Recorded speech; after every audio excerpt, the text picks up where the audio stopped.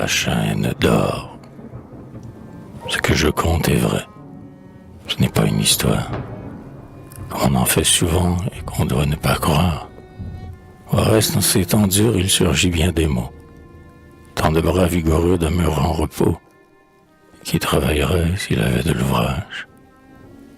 Oui, on souffre partout.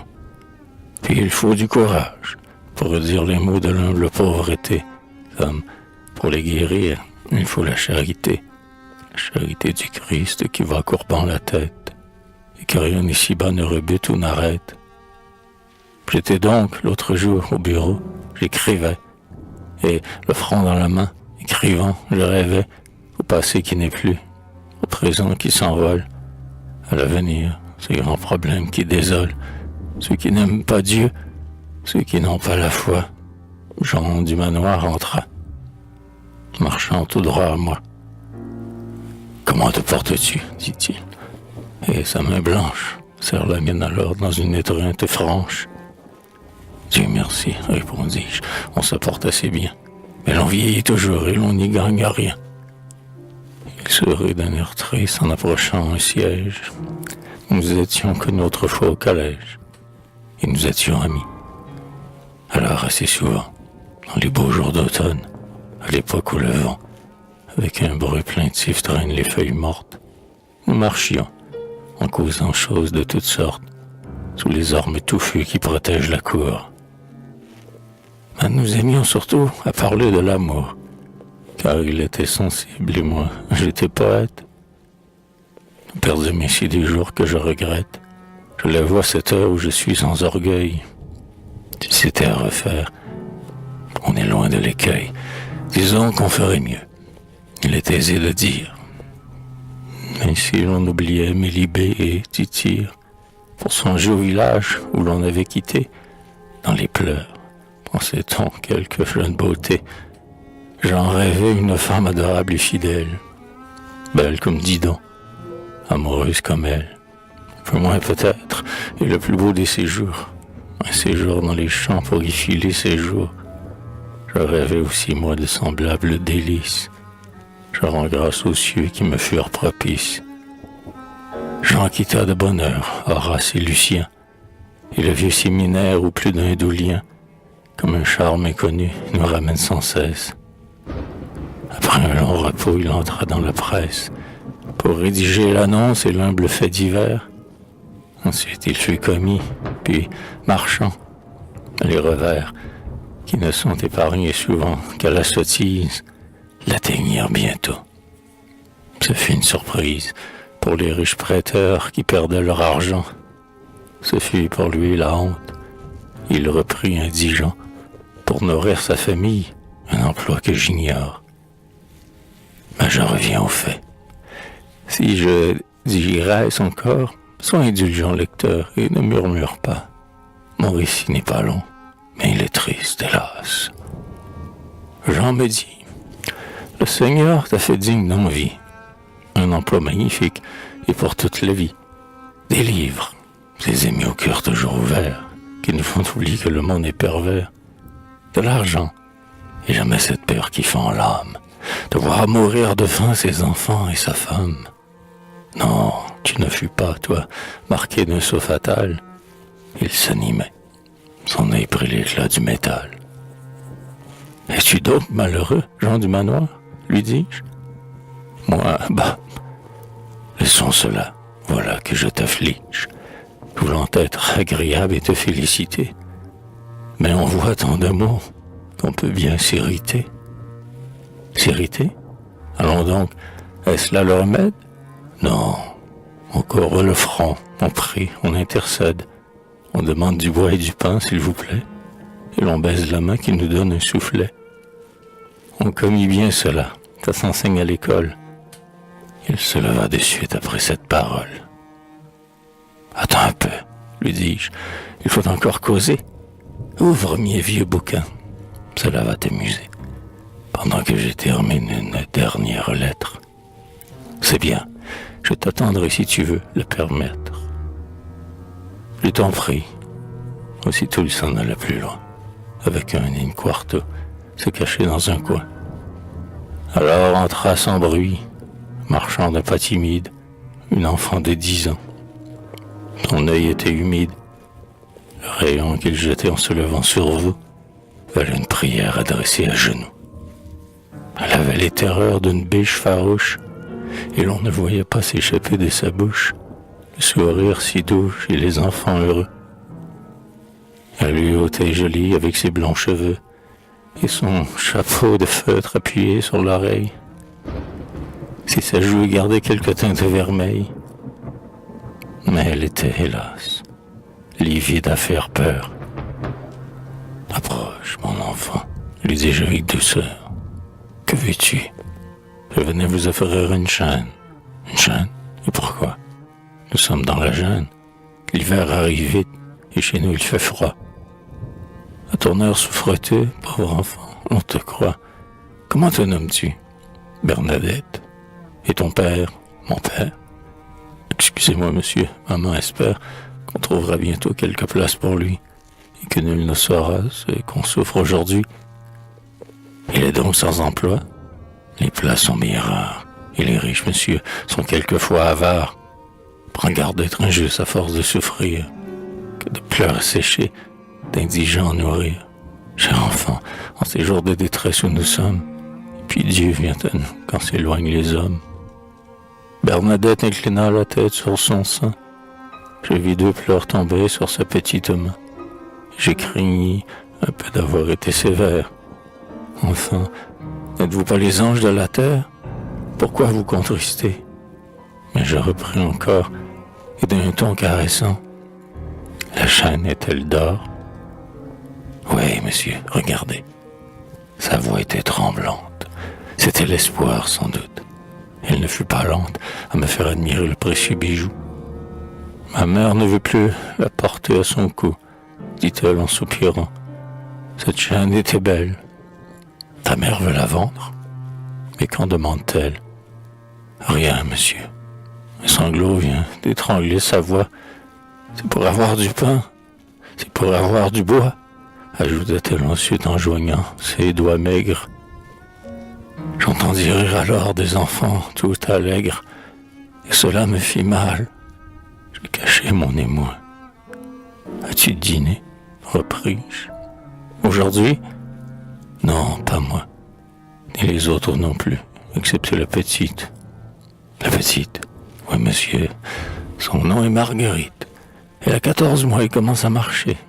Elle dîne toujours car je vais lui chercher, lorsque le soir arrive qu'il fait un peu sombre, le pain qu'on jette aux chiens en des endroits sans nombre. Et ta mère? Et ton père? Eux, ils n'ont jamais faim. Ils le disent toujours en nous donnant le pain. C'est le premier objet que tu cherches à vendre? C'est le dernier, monsieur, si vous voulez le prendre. Non, garde-le, vois-tu. C'est encore un espoir. Mais reçois cet obol et dîner tous ce soir. Merci, monsieur, dit-elle. Et sa paupière s'emplit à ce moment d'une ardente lumière. Et sur sa pâle joue, et sur son front pensif, parut, dans un rayon, un bonheur fugitif. Elle s'en retournait. Il me vint une idée. La coupe des chagrins n'est pas encore vidée.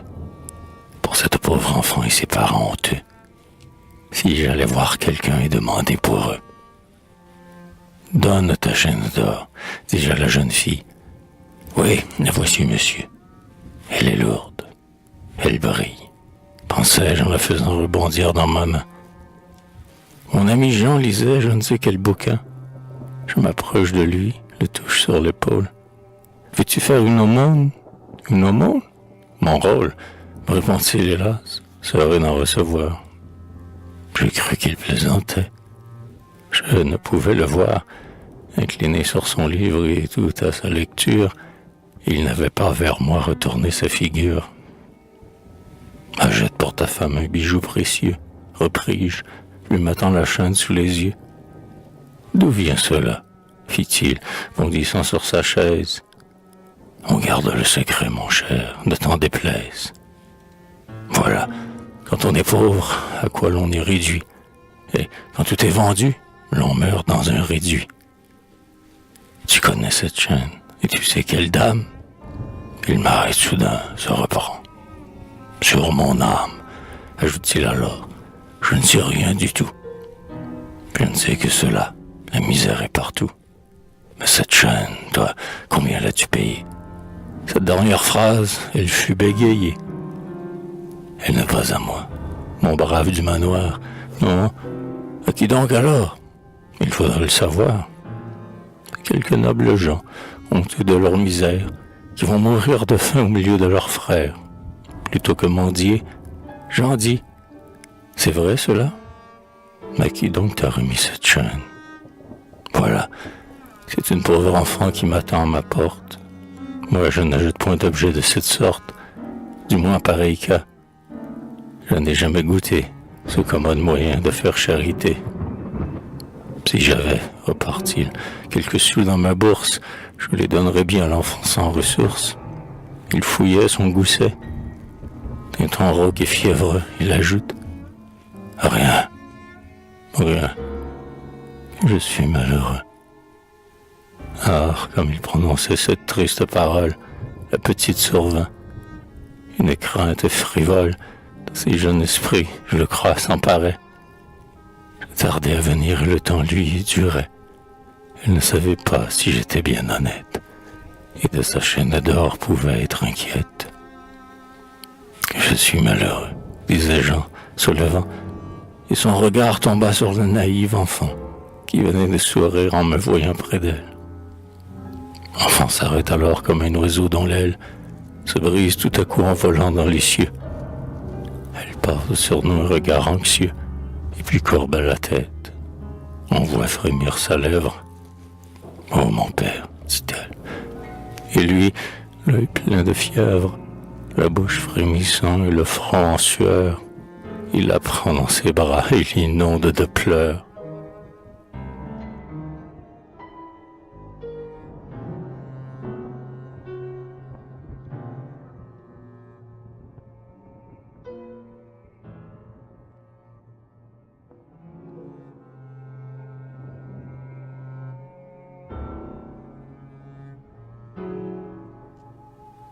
L'arin des vieux clochers avait sonné 6 heures, et déjà les remparts, les arbres, les demeures, comme dans un manteau, se drapaient dans la nuit.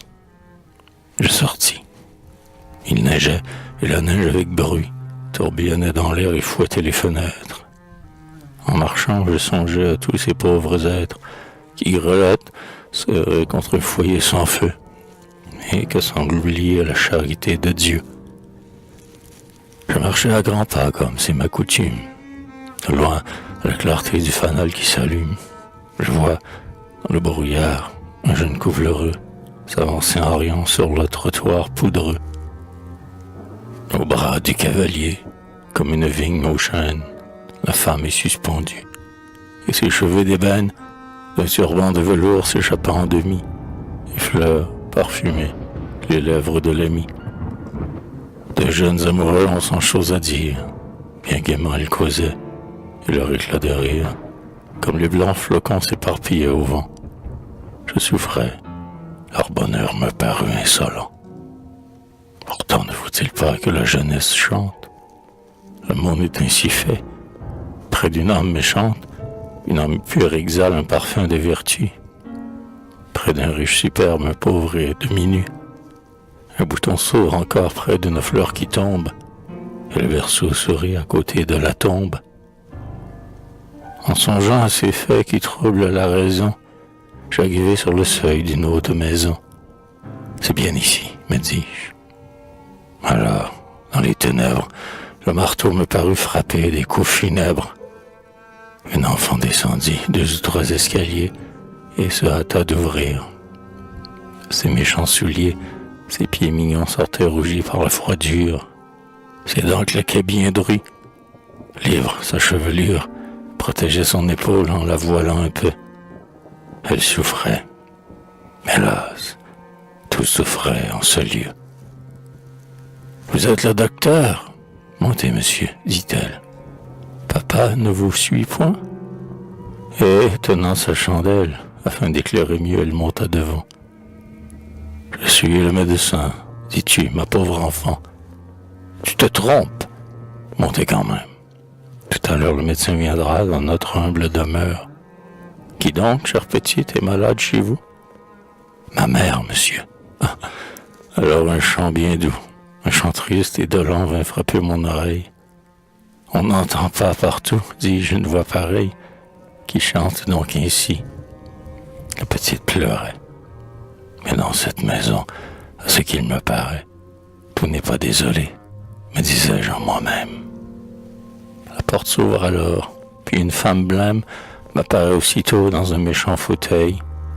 Je m'arrête, surpris, un instant sur le seuil, car c'est elle qui chante. Elle se tait de suite et veut, dans sa frayeur, je crois, prendre la fuite. Mais sur son siège dur, elle retombe. Non, je ne saurais compter quel étrange rayon jaillit en ce moment de sa morne paupière. Et comme elle reprit une attitude fière, malgré son front livide, elle était belle encore, avec sa robe blanche, avec sa chaîne d'or, dont les brillants anneaux flottaient sur sa poitrine. Elle étendit vers moi sa main osseuse et fine. Venez-vous-en, ce lieu chercher de la pitié, me dit-elle soudain. Au nom de l'amitié, venez vous demander qu'on songe à la détresse, qu'on ranime les cœurs qui sont dans la tristesse. Se couche-t-on chez vous quelquefois sans souper, et voit-on chevet les spectres se grouper? Je vous ferai l'aumône. Aimez la providence, et du bien qu'on vous donne, usez avec prudence, car après le soleil on voit monter la nuit. Le bonheur passe vite et la douleur le suit. J'ai de l'or, je suis riche. Elle montrait sa chaîne. Mes enfants n'ont jamais, monsieur, connu la gêne. Et s'ils souffrent un peu, c'est de me voir souffrir. Bernadette pleurait. L'enfant qui vint ouvrir, vous le pensiez sans doute, était ma Bernadette. La pauvre femme, alors, se relève et rejette sur son cou grêle et blanc ses boucles de cheveux. Quelques enfants jouaient et se croyaient heureux. Venez ici, dit-elle, et sa parole tremble. Et dans une autre pièce, ils se sauvent ensemble. Marguerite, pourtant, tombant en chaque pas, s'avance vers sa mère étend ses petits bras. Et sa mère la prend, ce genou la couche, la couvre de ses mains, afin qu'on ne la touche, et se met à chanter comme pour l'endormir. J'aurais aimé mieux entendre leur gémir, dans son mortel chagrin, la pauvre malheureuse. Cela m'eût touché moi. C'est une chose affreuse que de rire ou chanter à force de douleur. De ma main j'essuyais mes paupières en pleurs. Je n'avais jamais vu de détresse aussi forte. Et j'étais là, debout, toujours près de la porte, n'osant aller plus loin, ne pouvant pas parler et tenter de m'enfuir ou de m'agenouiller. Comme moi, Bernadette aussi semblait attendre. Enfin, sur l'escalier, des pas se font entendre, et du manoir arrive avec le médecin. Nos mains se pressent. Jean, dis-moi dans quel dessein tu m'as caché ainsi ta misère profonde. Doutais-tu de mon cœur ou craignais-tu le monde? Il secoua la tête et ne répondit pas. Mais je vis dans ses yeux deux pleurs brûlants. Eh bien, demandai-je au docteur, comment est le malade? Avant qu'elle répondît, il faut que je m'évade, car depuis 15 jours, l'on me tient en prison, dit la femme en délire, et cela sans raison. Mes enfants avaient faim, nous étions sans ressources. Je me suis mis alors à faire quelques courses, en mendiant du pain, en mendiant des sous, et tous m'ont refusé. Alors moi, voyez-vous, j'ai volé, quelque part, en passant, je suppose, un morceau de pain blanc, rien qu'un, pas autre chose. Et voilà que de suite, on m'a mis au cachot. Le reste se perdit dans un amer sanglot. Les enfants, tour à tour sortis de leur cachette, écoutaient étonnés. D'une façon discrète, le médecin me dit « Non, je n'ai plus d'espoir. » 2 semaines après, un jeudi, vers le soir, j'allais m'agenouiller, un peu mélancolique, sur les dalles de bois de l'humble basilique. Devant le tabernacle, avec humilité, quelques chrétiens priaient le Dieu de charité. Sous les vastes arceaux flottaient d'étranges ombres, et comme l'œil d'un ange, au fond des voûtes sombres, la lampe d'or veillait. Une enfant à l'air doux, à l'autel de Marie était seule à genoux. Une grande douleur semblait remplir son âme, et ses yeux suppliants évoquaient Notre-Dame. Sur des tables de marbre, en face de l'autel, les cierges des fleurs faisaient monter au ciel, les premiers, les rayons de leurs paisibles flammes, les secondes, l'encens de leur chaste dictame. Et l'enfant se leva. Je ne sais quel émoi paraissait l'agiter dans sa naïve foi. Elle était, ce soir-là, toute de noir vêtue. Son regard se suspend la blanche statue de la Mère de Dieu pleurant près de la croix. Elle prie ardemment, et sa pieuse voix, comme un écho sacré du ciel, est entendue. Il ouvre le balustre et se trouve rendu près des tables de marbre où brillent fleurs et feux. De nouveau vers la Vierge, elle lève les yeux et dépose, en tremblant sous la clarté sereine, près des vases de fleurs, une brillante chaîne. En voyant Bernadette offrir sa chaîne d'or, la mère des douleurs parut sourire encore. Quelques jours ont passé, près d'un feu qui pétille, du manoir entouré de sa jeune famille, pleure silencieux. Avant perce les toits. Un petit mendiant, se soufflant dans les doigts, vient, pour l'amour de Dieu, demander l'assistance. Dans la maison en deuil reparaît quelque aisance. Bernadette a touché le Seigneur par sa foi, et son père, un matin, a trouvé de l'emploi. Donne, fille du manoir, donne à chaque misère. Donne, ma Bernadette, afin qu'une autre mère, en ces jours de malheur, ne meure pas de faim. L'enfant, petit pauvre, apporta tout un pain.